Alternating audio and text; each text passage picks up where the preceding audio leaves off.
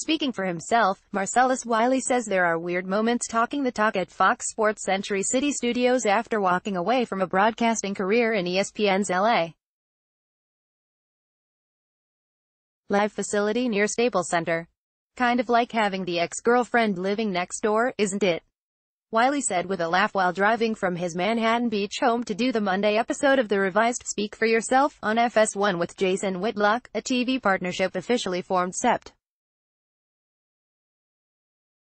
10. Advertisement. When I was at the Chargers-Rams game Sunday, I even went over to the ESPN radio guys and sat with a lot of my former bosses. I'm not about burning any bridges. Nothing but love and respect. So no evil backstory as to why the light-up-the-room 43-year-old switched allegiances.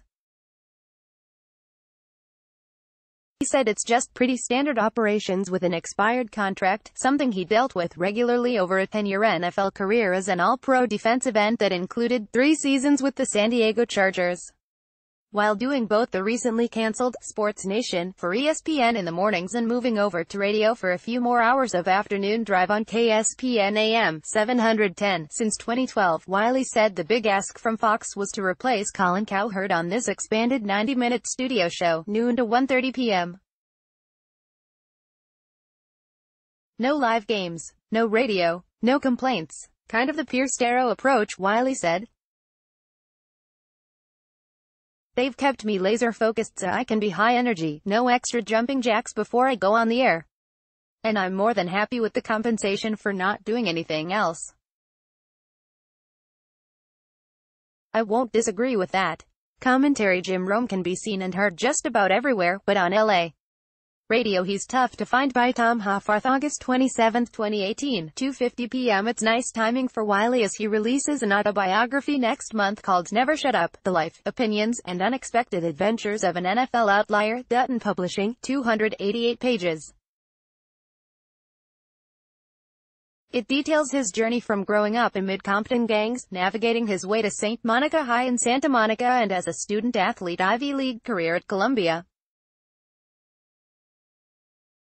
In his post-NFL life, he also became part of a 2014 lawsuit against the NFL for illegal dispensing of powerful non-prescription painkillers that led to further health issues.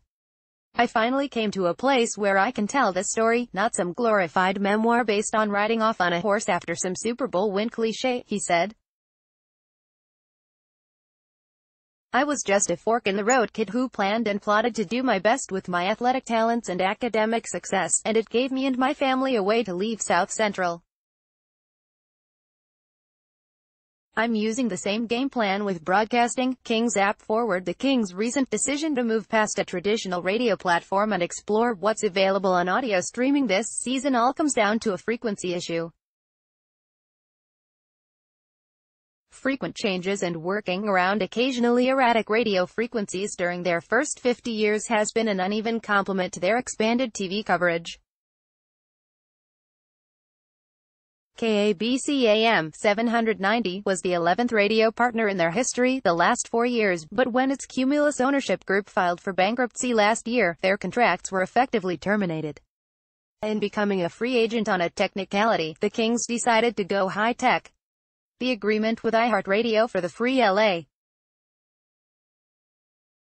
Kings audio network focuses on the possibilities of a team-based 24/7 service that not only carries the game call of Nick Nixon and Darrell Evans, but expands pre-game and post-game capabilities and opens up podcasting, vintage game replays and hours of archived interviews and features Nixon has done over his 38-year career.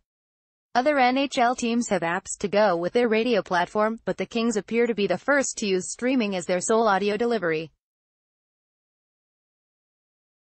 This comes at a time when the MLS LAFC went a bit rogue to use YouTube TV as its exclusive home TV game partner, but also with the add-on ability for more and easily dispersible content. Kings games to move from AM radio to iHeartRadio this season by Curtis Zupka, September 18, 2018, 2:55 p.m. With change initially comes the frequency of questions from fans, especially those who wonder why, during the first Kings 2 exhibition broadcasts, a time gap exists of more than a minute between live action and audio access on the app. advertisement that may be unavoidable with the physics of signals bouncing off satellites and then compressed into a digital medium. Those who access the Chargers' KFIAM 640 feed on the iHeartRadio app during live games experience a similar lag time. Mike Altieri, the Kings' senior vice president of marketing, communications and content, said this shouldn't sidetrack the upside to what this platform can exclusively provide ramping up to the regular season opener October 5. We think it's definitely a forward-thinking approach to audio, a chance to do something different as the market keeps changing and a way to be more consistent.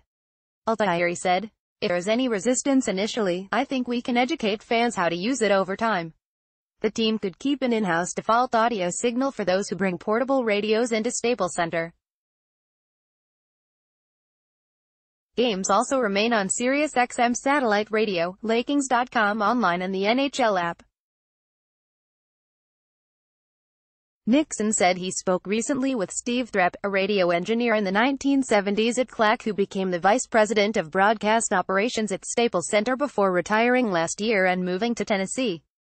Steve said he listened to our exhibition games last Tuesday and Thursday on the app and was amazed how much it sounded like we were sitting right next to each other, said Nixon, a Hockey Hall of Fame broadcaster.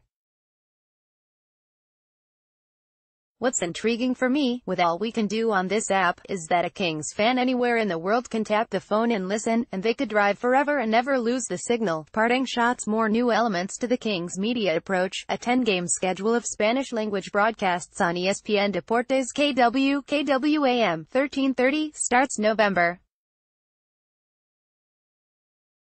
1 with a broadcast team to be announced. Jarrett Stoll will be the sole studio analyst with Patrick O'Neill as Sean O'Donnell moves full-time into the front office, and Carlin Baith has been added for between-period interviews, reporting and social media updates during home telecasts. Alex Curry shifts to just hosting LA Kings Weekly. The most telling aspect of the Clippers' decision announced Monday to go with a rotation of analysts joining Ralph Lawler during his final season on Prime Ticket is the initial exclusion of Michael Smith, who had been Lawler's longest broadcast partner for 15 seasons before Smith was replaced by Bruce Bowen in 2017. A falling out between the two, according to people familiar with the situation, has not been repaired.